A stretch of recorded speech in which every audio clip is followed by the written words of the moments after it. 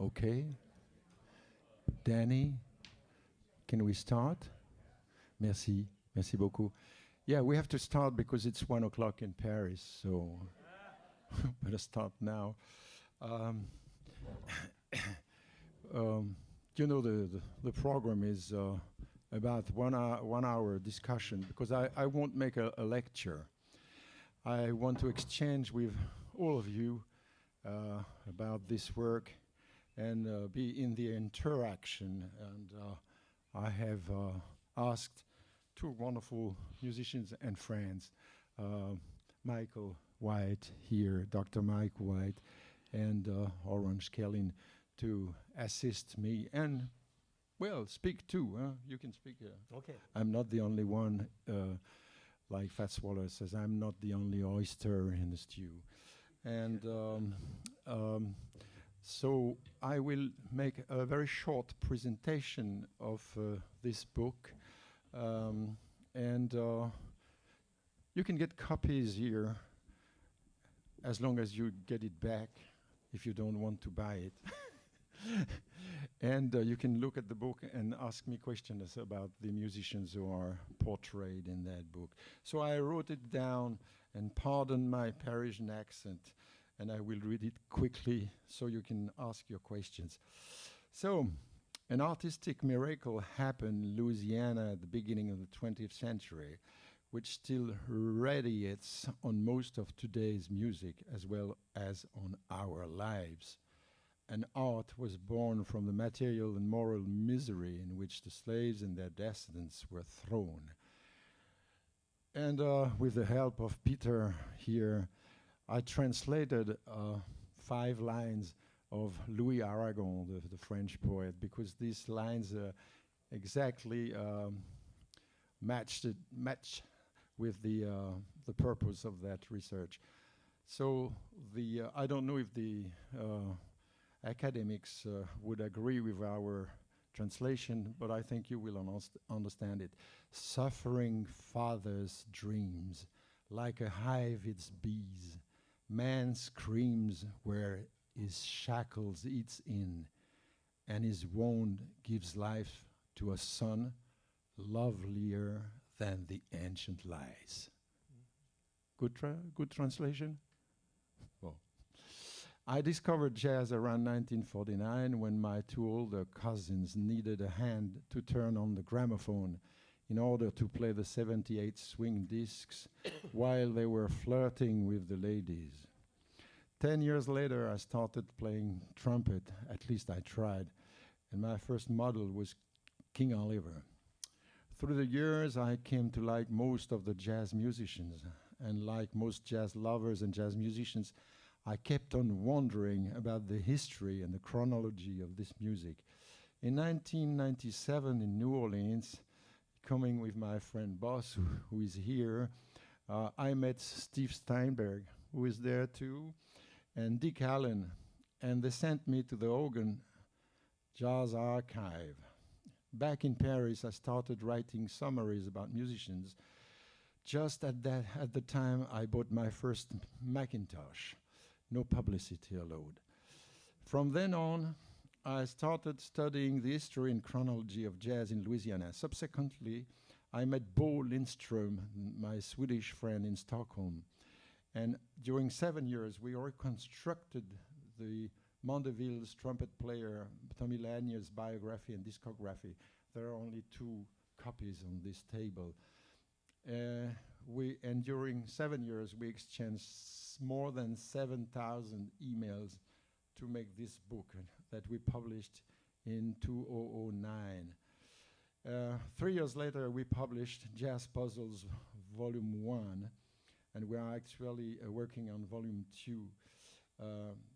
Volume 1 is the study of the emergence of a new music in Louisiana at the turn of the 19th and 20th centuries. The method consisted in confronting the testimonies of the Organ Jazz Archive recorded by musicians on tape during the 50s and 60s and actually kept at the Tulane University. And with censuses, we compared with censuses, draft registration cards, newspapers, interviews of musicians, magazines, books, recordings, etc., in order to reconstruct the true chronology and the evolution of the music through portraits of musicians, not in a linear way, but mostly in a vertical way. This work is in line with the works of Bill Russell, Robert Goffin, Don Markey, here present, Tom Bethel, Sam Charters, Carl Koenig, Larry Gucci, and lots of other great researchers. So this first volume studies some aspects of the progressive passage from a European music to an American music in Louisiana, from the French quadrille to the low-down quadrille described by Louis Armstrong in his autobiography. I use the word puzzles as we tried to collect the most many pieces we could in order to reconstruct the story of the music and the biographies of the musicians. The next volume will portray musicians who played and collaborated on the riverboats in New Orleans and St. Louis, but in a new way. We'll have young Louis Armstrong. We are actually working on Louis Armstrong, and we discovered some very, very interesting stuff. David Jones, Sidney Deving, Charlie Krath, a big, big thing on Charlie Krath, DeWitt Jackson, Papa Celestin, or Celestine, Armand Piron, Peter Bocage, Sam Morgan, etc. For today, let's concentrate, let's concentrate on nothing. Let's concentrate on the book, because this was written before. So now, you understand what we want to do. We want to talk together, exchange. You probably can bring some new information. I got some new information since the book was published about John Robichaud. Somebody sent me some information about Robichaud. So maybe there's someone in the audience who will tell me things that are not in the book. So thank you for coming. I was afraid there would be only a few people, and well, you're there, and I thank you very much. And I thank Greg Lambuzzi, who is the head of this house. And let's have a wonderful time. We'll make music 1 hour with the Toulouse band, led by Boss. And then I'll join them. And then in the end, Michael, are you ready to play 2 tunes with us? Yeah, why not? He agrees. Oh, wonderful. So the mic is to anyone in the audience who can ask a question. Please. Yeah, I haven't read the book. I haven't even looked at it yet. But I noticed you probably wait on that until I finish my question. Actually, I noticed you deal with Buddy Bolden. Yes. And you mentioned Don Marquis, and I'm wondering to what extent your treatment of Buddy adds to Don's. Good question. Good question. Good question. The story of Bolden wouldn't be possible to study if it were not for Mr. Belfield Spriggins in the 30s, and then with a very important man that is totally overlooked. It was Robert Goffin. He was the first to understand that all what Bunk Johnson told to Bill Russell was the chronology was wrong. He was the first to understand that. Why? Because he came twice to New Orleans, in 41 and 44, I think. And when he came back to Belgium, he wrote that book about New Orleans. And he interviewed Manuel Perez. And he interviewed Big Eye Louis Nelson. And Big Eye Louis Nelson told him, Bolden didn't play trumpet before 1900 because he was playing accordion with me at the Robert Charles riot. So all the chronology saying that the Buddy Bolden photograph and the John Robichaud band photograph of 1896 is wrong. Wrong, double wrong. Why? Because the photographer of the Robichaud band, Arthur P. Badu, the Creole from the Treme. He was 14 years old when the photo, when in 1896, he was 14 years old. So the photograph of the Robichaud band is 10 years later. And it's the same with the Buddy Bolden photograph. It's not from 1896, but you understand me. It's probably from 1904 or 5. And that's a big difference in chronology. And Marquis, Mr. Don Marquesier, he was the first to make a detective research, which nobody ever did before. The others just repeated what the musicians told them. But Don said, I want to check. And he was friend with people here, the chief of police and all that. At that time, you didn't have internet to search for the censuses and all that. So he had to reconstruct all that. What did I do different, adding to Don? I dug some details in the family to see what was going on. And it was, in this book, it's mainly facts and figures, but in the Bolden chapter, the second chapter, my arm was taken. I was forced to come into a personal explanation of the evolution of the music, because when I went to the archives in Tulane, what did I see? That every and each musician talked about the quadrille. And in each book I read about jazz, there was only one line about that. And then I studied what was going in Cuba. And in Cuba, the quadrille, the European quadrille, which came from the contredanse in Paris, was transformed into the danson. The danson. And what's the danson? It's the deformation of the quadrille. And I wondered, what did Louis say? He said, at midnight, the good people went home, and then the hustlers and pimps and prostitutes would come to dance the low dan quadrille. And I wondered, what's the low dan quadrille?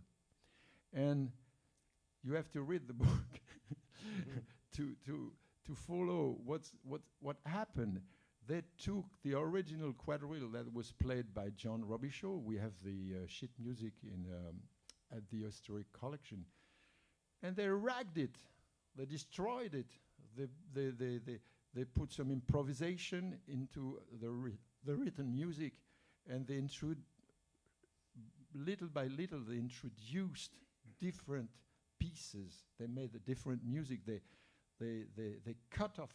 They torn it and created a new music. And this is what I'm added to what Don made. But you have to dig it, because I can't resume it. I can't sum up that in a few words. But of course, nobody can talk about Bolden without referring to Don's work. It's a homage to him. And I kept him informed. I sent him my text, and he wrote me back, and we agree on 99% of what he thinks and what I think. So there is no opposition with him. Sue? What happened to the Bolden picture that used to be in the family in the living room when Don went there? You have a surprise. Here in this room, there is a lady who is called Miss Benny J. Zahn. And I want you to applaud her, although she's a very bad person, because she's probably the one who sent to the garbage the only role recorded by Buddy Bolden. She's here. It's your fault, Benny, but thanks for coming.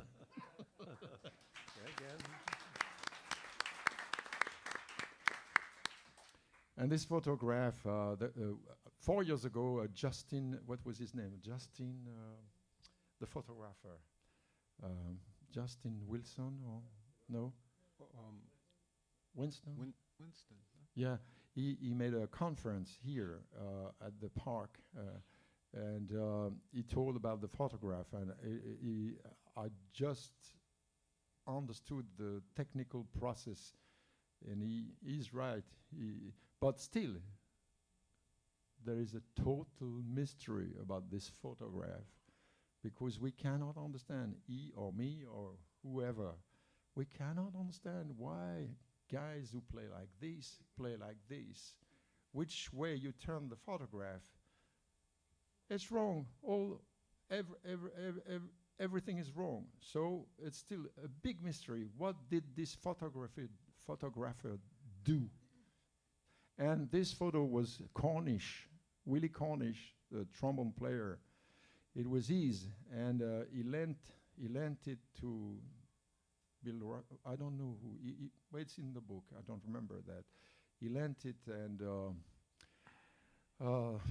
the photograph was, I think, was lost. And there is a copy at the archive at Tulane. There's a copy, and in the book there is one page about this photograph. Walter? Talk about why John Robichaud left Thibodeau to come to New Orleans. Robichaud was, can you use this word in English? Concepted? I mean, his parents conceived. His parents conceived him in 1865, which was the end of the Civil War. And that's why I took Robichaud to open the book, because Robichaud, being born in 66, in February 66, is a symbol of the new period, the opening of a new period. And what was the question? So he makes it to Thibodeau. Oh yeah, Why did he come to New Orleans? yeah. So he's raised by the family called Lagarde, who's bankers, planters, and he learns violin with a French professor, and well, he marries a girl called Louise. Yeah, she's also a colored descendant of the Acadians who were chased by the English in 1785, something like this, or 1775. I don't remember, but it's in the book.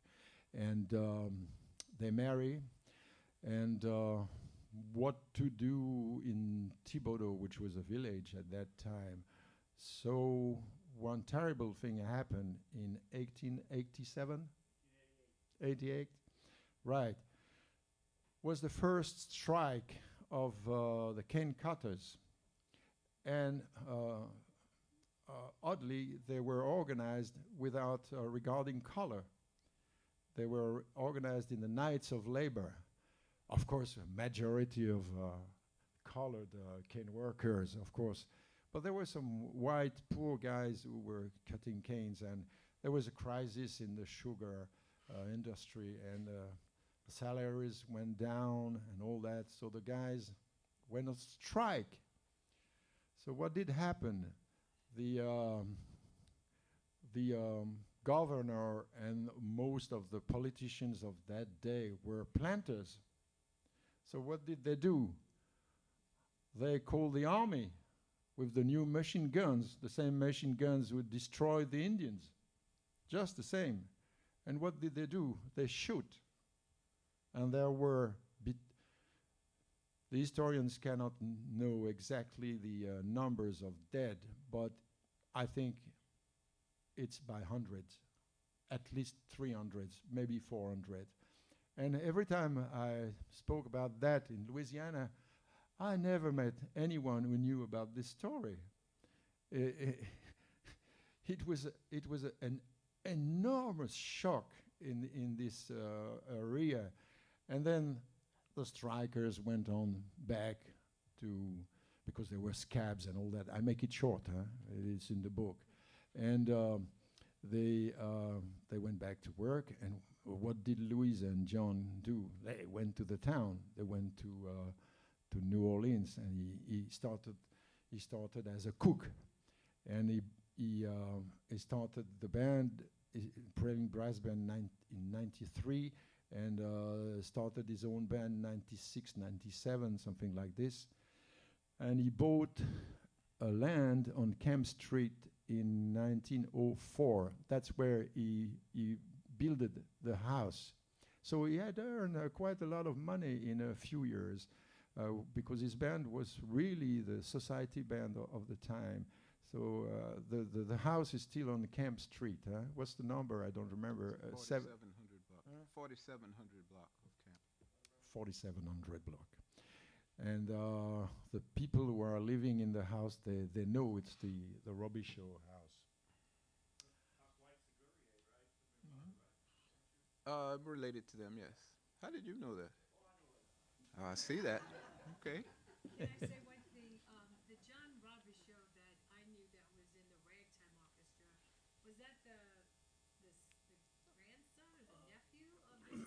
Probably, They had the same name. probably a great nephew. I don't think it was a nephew. Yeah, He was a right. great I don't know nephew. exactly, how they went, but it was, They're the like same name. two generations removed. Yeah, They named him they were after definitely related. It's in the family tree Okay. here. Well, when I met him, he was in the Ragtime Orchestra. Yeah, yeah. He was up in age then. Oh, yeah. John was a son of a brother of John P. Robichaud. John Peter, because John Peter on his birth record is not John Peter, it's Jean-Pierre. Jean-Pierre Robichaud. Yeah. And the birth record is in the book is wonderful. Walter found it in the church in Thibodeau. It says the name of the godmother. It tells the name of the mother, only the first name, but it doesn't tell the name of the father. And you all know why. And we have an opinion, Walter and I. We think there's only one possibility, and we tell it in the book, but we don't say much more because we don't want to go to court. Right. Any other question? John.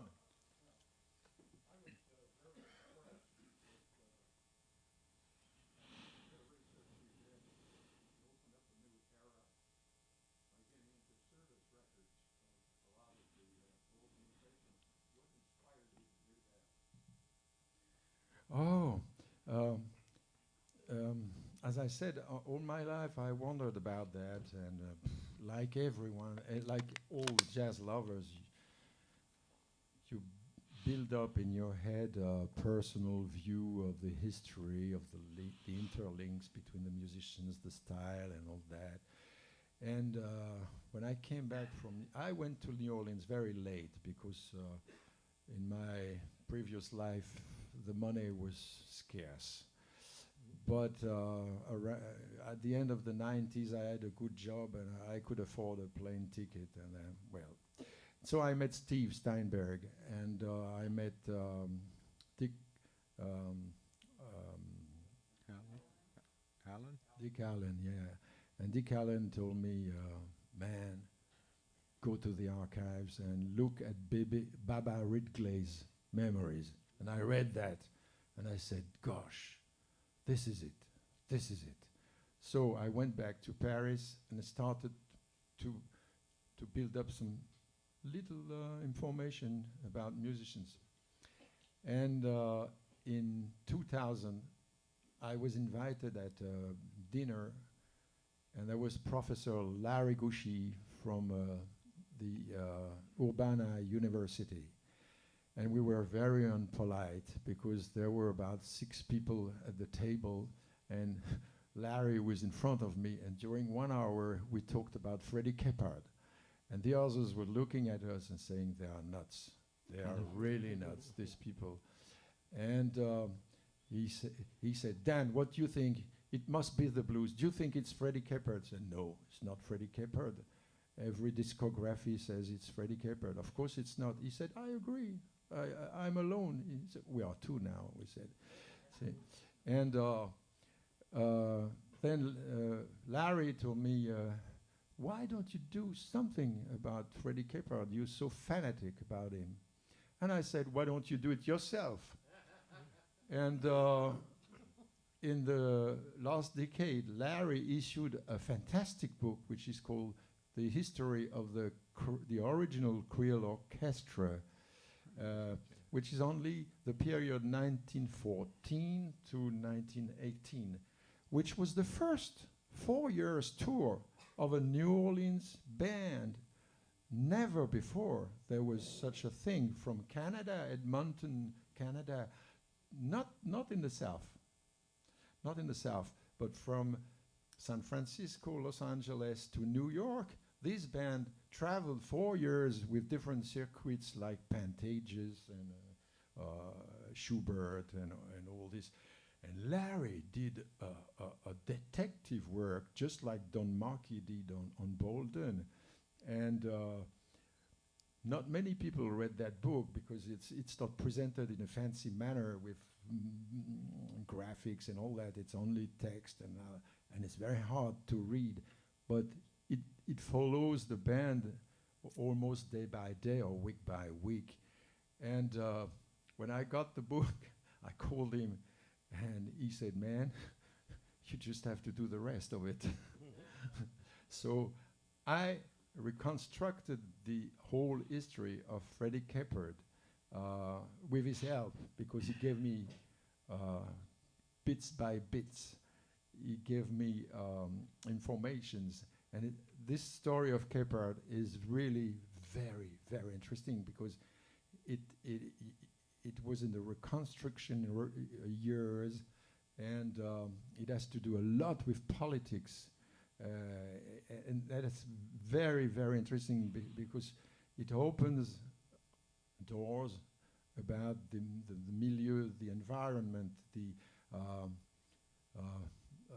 Capert's father, Louis, was in, and his father, John, were in touch with PBS Pinchback. I don't know if you know this character. PBS Pinchback. Yeah. Pinchback was a fantastic guy. Not from New Orleans, which was very interesting.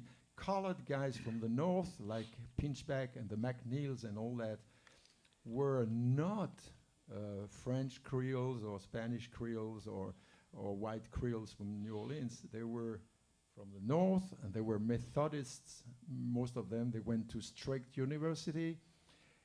And these people, because Chuck is not here, but the Chuck Piper is a descendant of the McNeils. He told me that these people adopted the French Creole culture by living in New Orleans.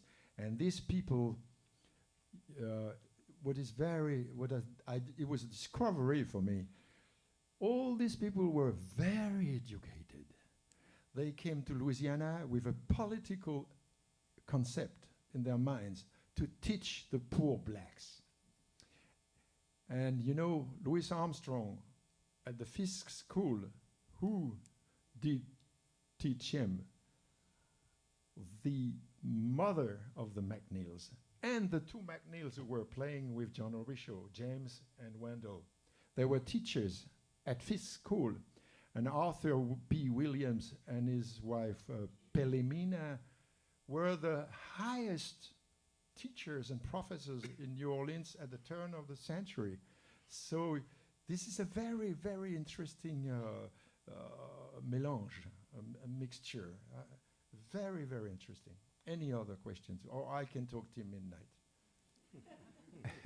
Well, I'll just make a comment. I think one of the things that I found really fascinating in your book is that you help to bring to life and expand upon concepts of like the competitions that are legendary in jazz history between John Robichaud and Buddy Bolden.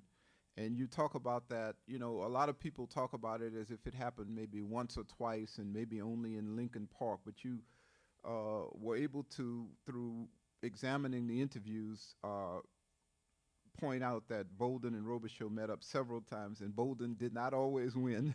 No, No, and that because of Baquet.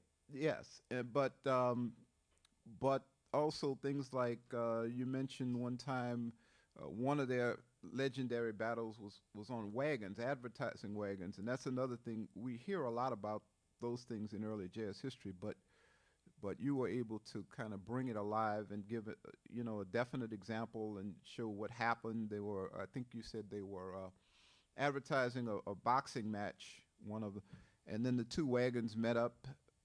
It's in the book. The two wagons met up, and then they had a contest. And that particular day, Robichaux played first, and the crowd was enthusiastic. Yes. And Yes. then Bolden played Yes. like hell, and he won that day. Yes. Yes. Yes, you're right, Michael. It took me 10 years to find these posters. But they are graphically interesting because this is the original colors. But you have the dates and the places. And what was a discovery to me was that the Eagle Saloon, on Perdido, at the corner of South Rampart and Perdido, there are only four houses left of this period. This is the Eagle Saloon, then you have the Karnofsky shop, and then you have the Iroquois theater that was built in 1912, and then you have the Little Gem, which is now open. Okay, and at the Eagle Saloon, when I was young, I thought there was only Buddy Bolden, and I realized that the owner rented the house to any organization. You could rent it on Monday with Buddy Bolden, and then rent it on with your association, the Francs Amis or the Jeunes Amis or whatever, or the Debutants or whatever. On Tuesday, you would bring the Robichaux band.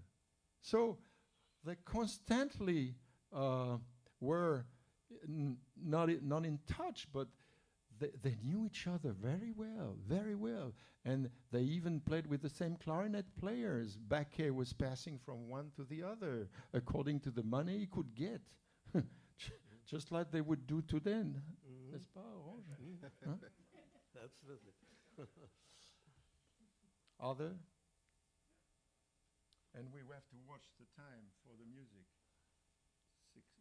7. We still have time? Yes. Yeah. Mister? You had touched on the Spanish Creoles. I wonder if you could talk a little bit about Manny Perez and Lorenzo Pio. Okay. In this room, there's another lady who is the great-granddaughter of Manuel Perez. Unfortunately, I met her too late because the book was published last year, and in her house there is a photograph of Manuel Perez, age 17 or 18, with a brand new cornet. Man, if I had this photo before, I could publish the book. You would have all the photos known of Manuel Perez. And in April, my trombone friend, Francis, was in her house, and he said, "Oh, who's that guy on the photographs, a musician?" And she said, "Where are you, Gianna? Where are you?" "She's here." "Yes." And Gianna said, "Well, there's my family, Manuel Perez." And Francis said, "Manuel Perez? How? Who? Who?" And and Gianna said, "How come you know Manuel Perez?" And Francis said, "I just read Dan's book before I came to New Orleans."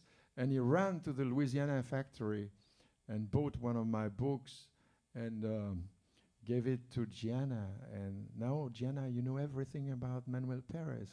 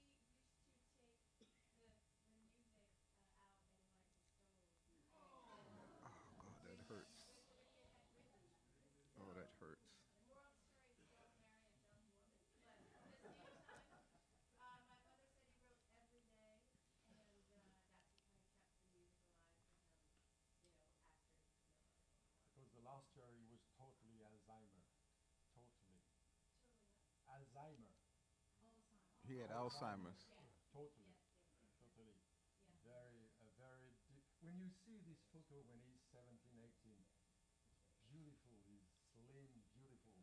And when you see the photo at the end, it's a wreck. Really terrible. But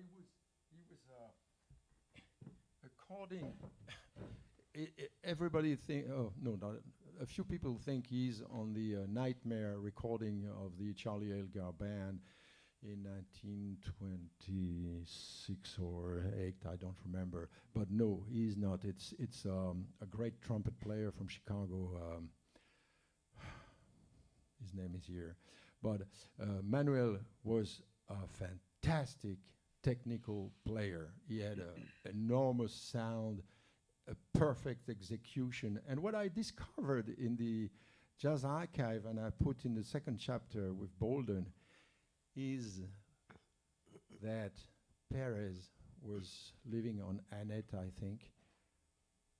You cross, you turn around the next street, and the next little cottage, who was there?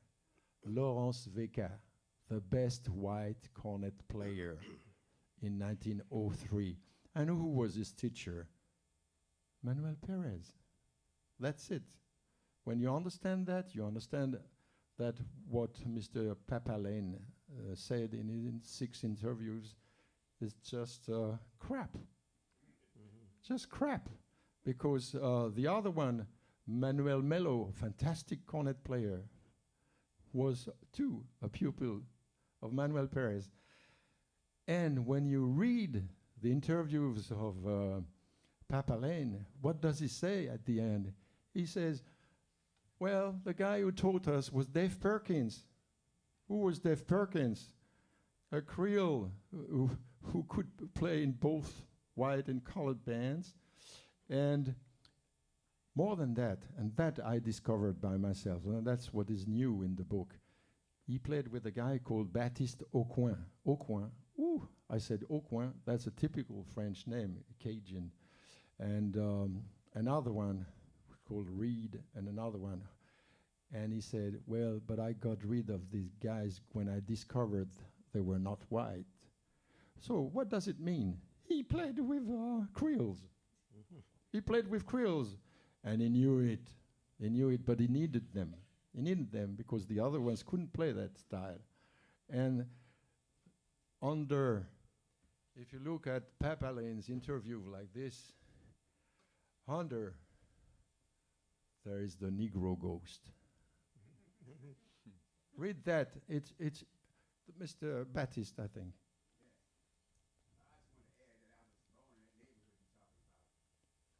Perdido. Gravier. Two?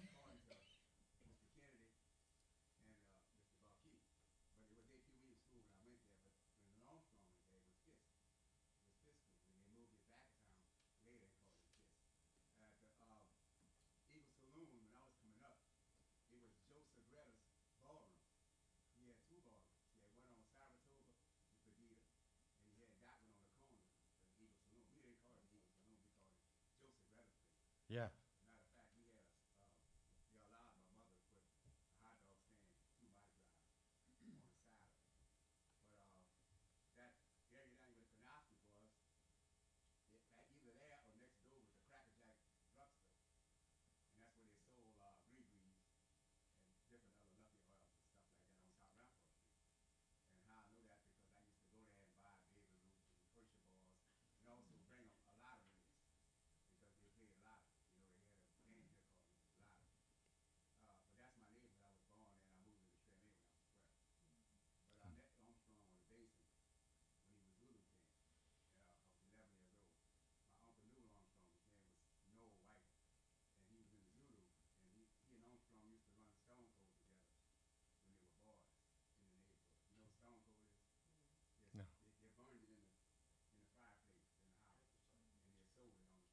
Oh yeah. Oh yeah. Oh yeah.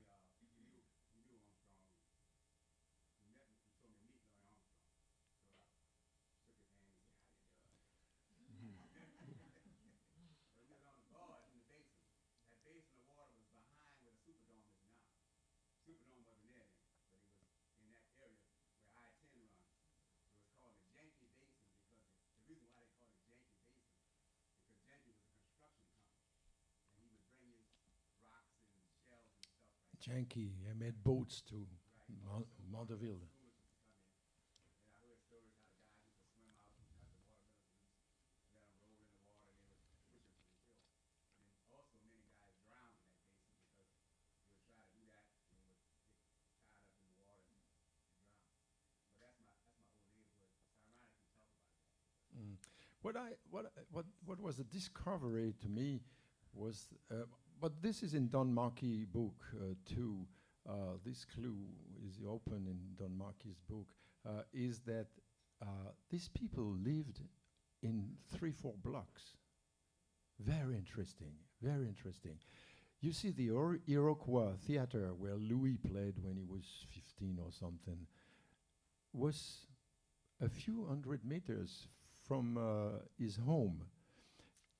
Last week we discovered that Josephine, his grandmother, I think, or great-grandmother, I don't remember, was living on Gravier, a few blocks from there. And where was William with Gertrude, his second wife, Louis Armstrong's father, William? He was 3 blocks from there. They were all in the same quarter. And when you read Marquis' book, you see that Bolden took all his women in 3 blocks. He was the king of the. He never went to Marigny or no. He was there. To me that was a discovery because we think about New Orleans as a village, but inside this village you have different villages, and it's very. When you read Béchet's memory, Béchet says, "I had to bring Louis Armstrong to my father to have him get shoes because he was barefooted." And Louis had never crossed canal. Never. And Louis tells that too. So you can cross Béchet and Louis.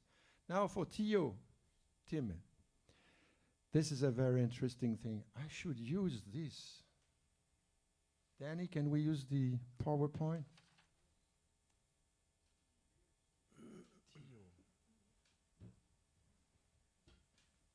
This is one of the most fantastic research I did. And when I finished it, I finally found out that a great researcher had done the same, even better than I did. His name is Charles Kinzer, and he has done the same research as I did, but he never published it. It's a dissertation. And this is we can end with that, maybe, I don't know. This is a wonderful story.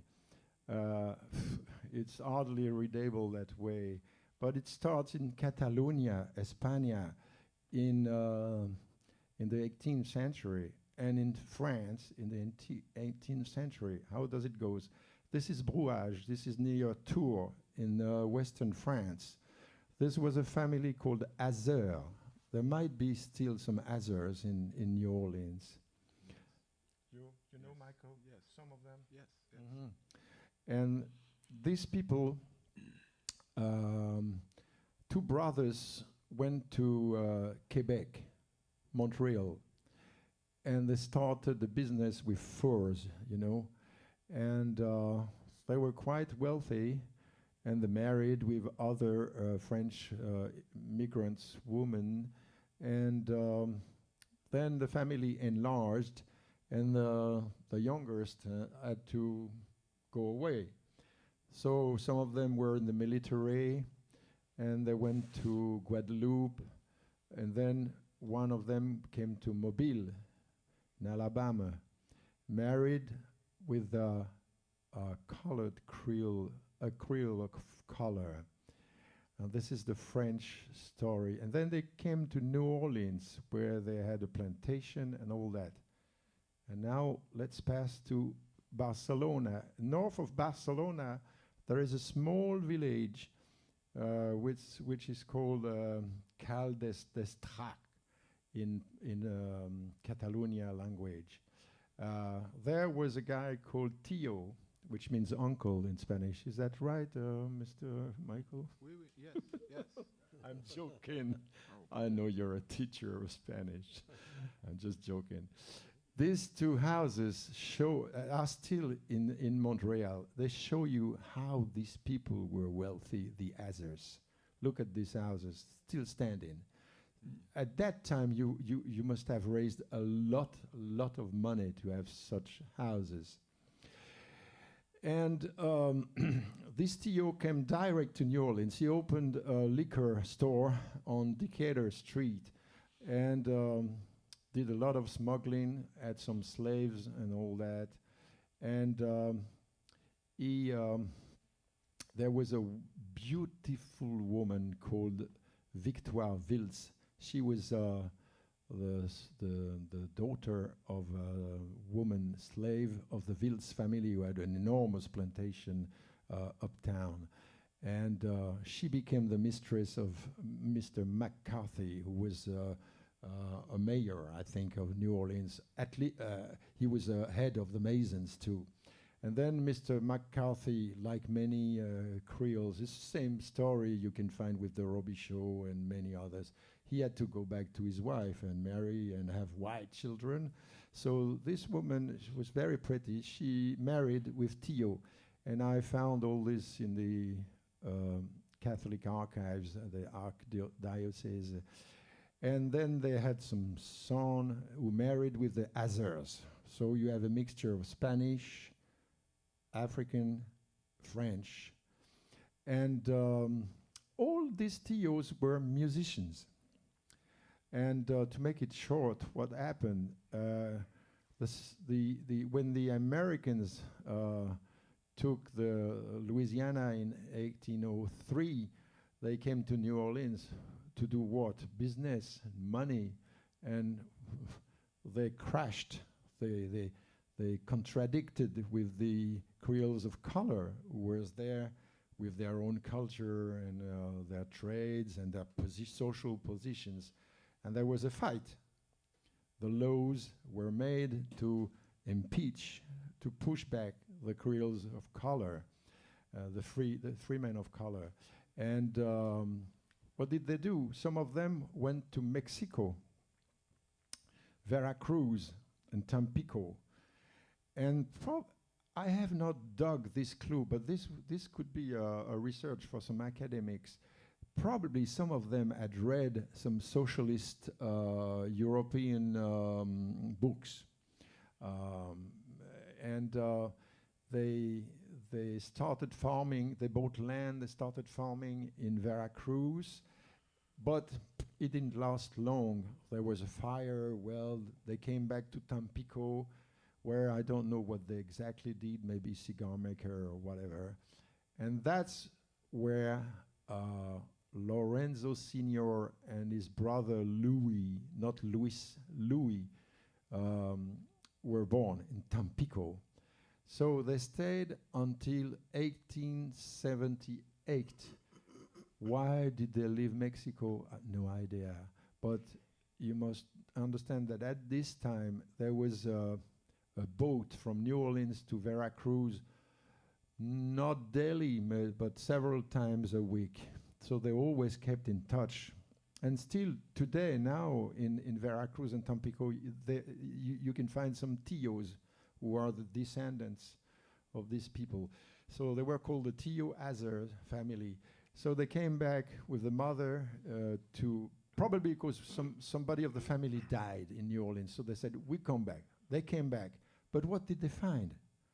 A totally different New Orleans they had left, because they came back in the Reconstruction time, and instead of being plantation owners or big grocers, or the position was lower. So what did they do? They became painters, seamstresses, etc. And they lived in New Orleans until the beginning of the 20th century, when a second wave of harsh segregation came on. So they left for Bay St. Louis, because Bay St. Louis was remote and, how do you say tranquille in English? Calm, yeah. The situation was okay.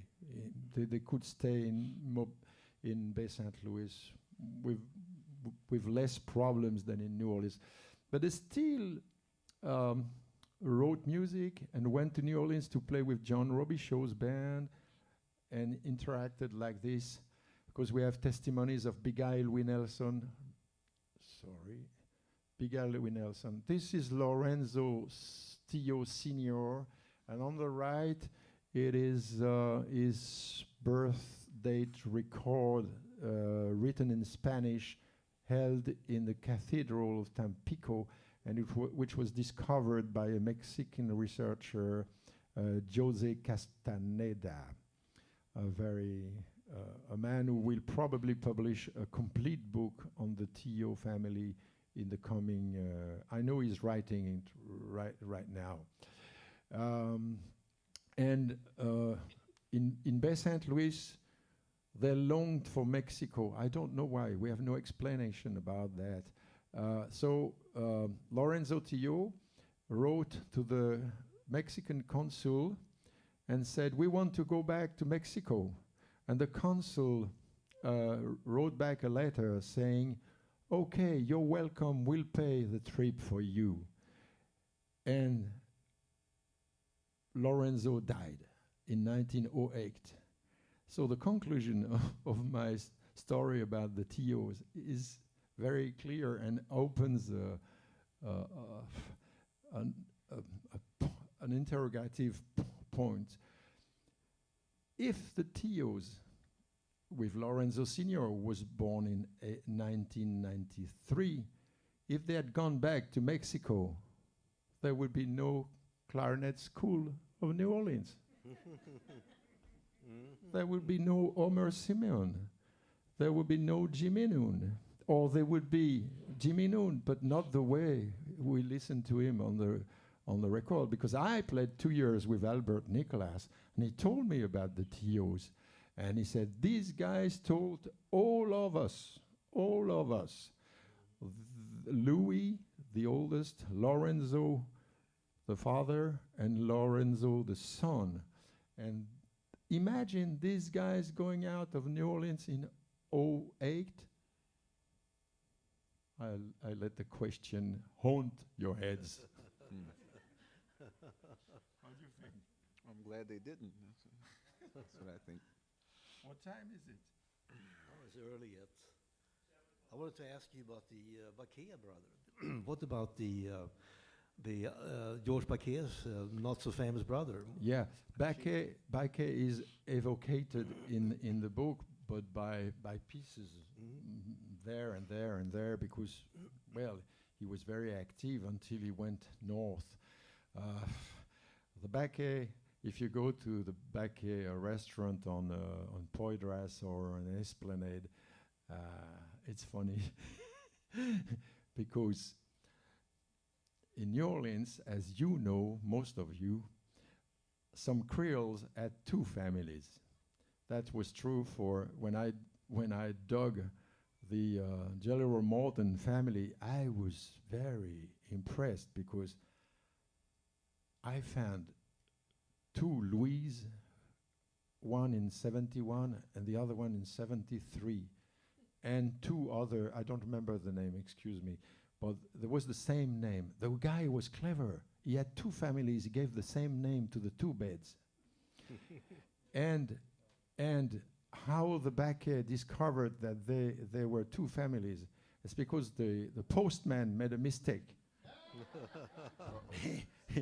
That was told to me by Isabelle Baquet. And she said, we didn't know that we had half-sisters 4 blocks away in Treme. We didn't know it until the postman put the wrong letter in the wrong, the good letter in the wrong box.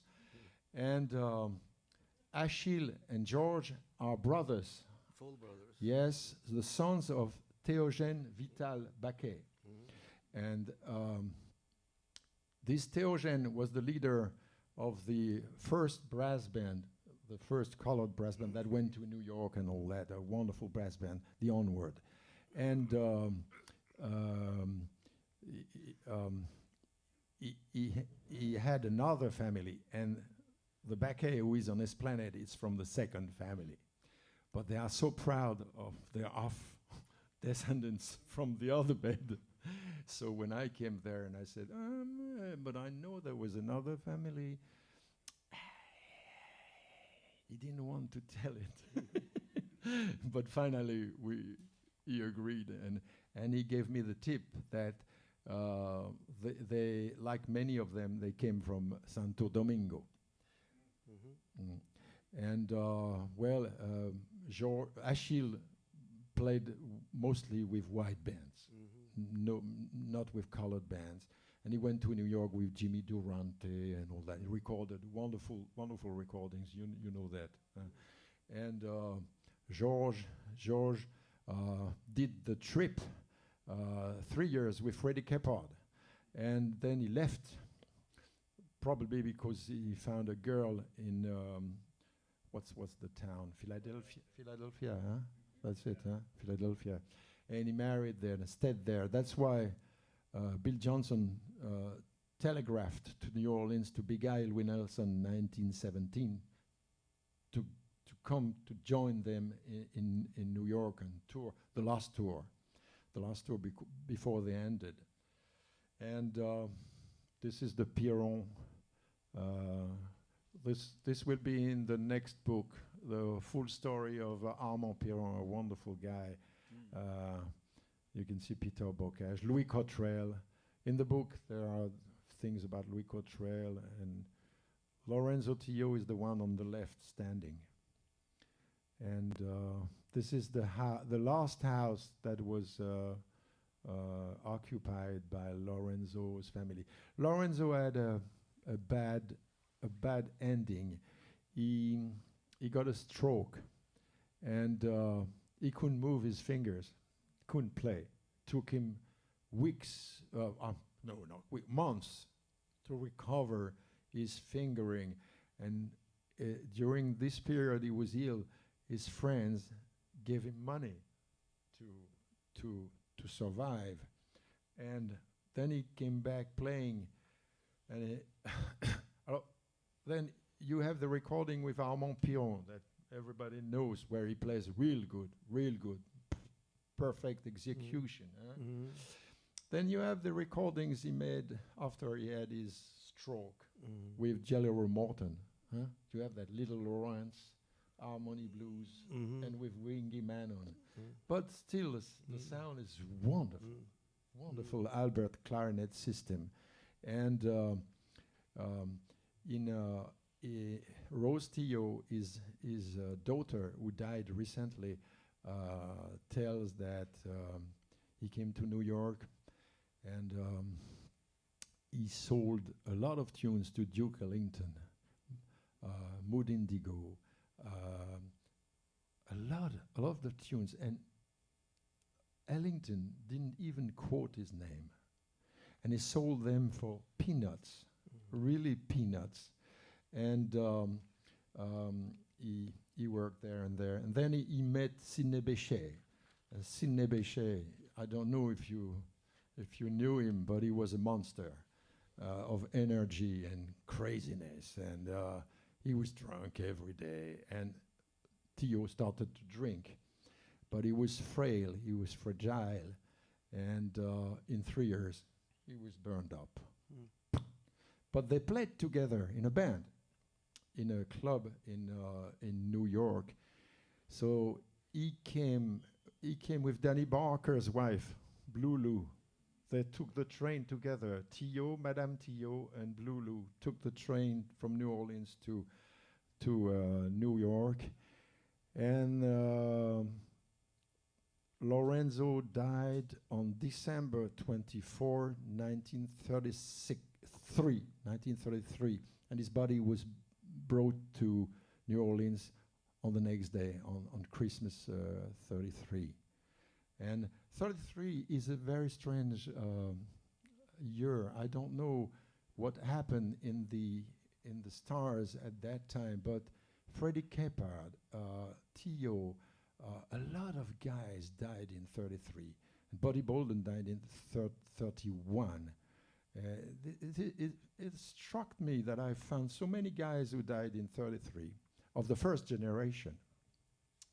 Okay, I think we can pass to the music, or else there's a big question. Steve? I just want to mention before you get away from the Kay brothers, because we were talking about this, a great nephew of George and Achille Baquet. is currently the managing editor of the New York Times. Uh-huh. Oh yeah, I think if I lived in New Orleans, I would chase every descendant with a microphone, because what I have to pay homage to the guys who interviewed Kellin, Bill Russell, to this man. We love them, of course, but they didn't ask really the. What do you think, Michael? They didn't ask the edgy question. See, they let them talk about anecdotes or things like that, but they didn't get the real facts. But that was the time. It was like this. Today, it's a paradox that the more we get away from the Big Bang of jazz, the more we know about it, when it should be the contrary.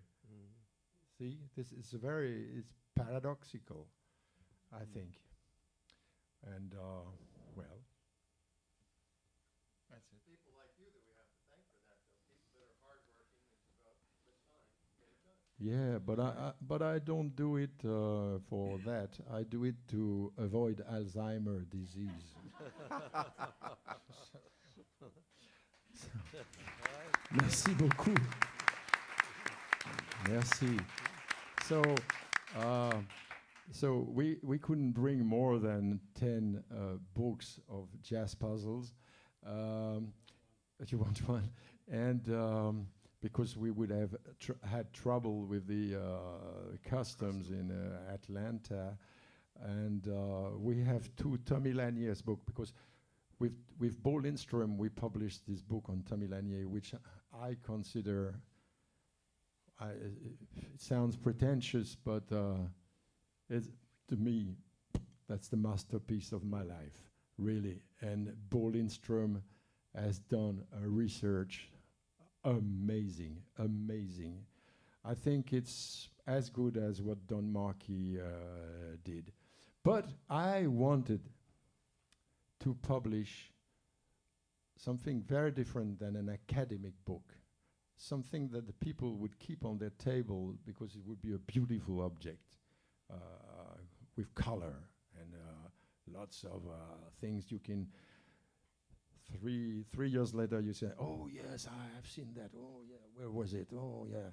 Look at Michael's book. It's underlined in red everywhere. He has to buy a second book to have the original one.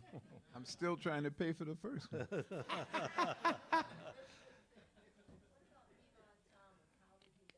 Ivan Thomas was stabbed in 1931. A bad year, 31, 33, the bad years.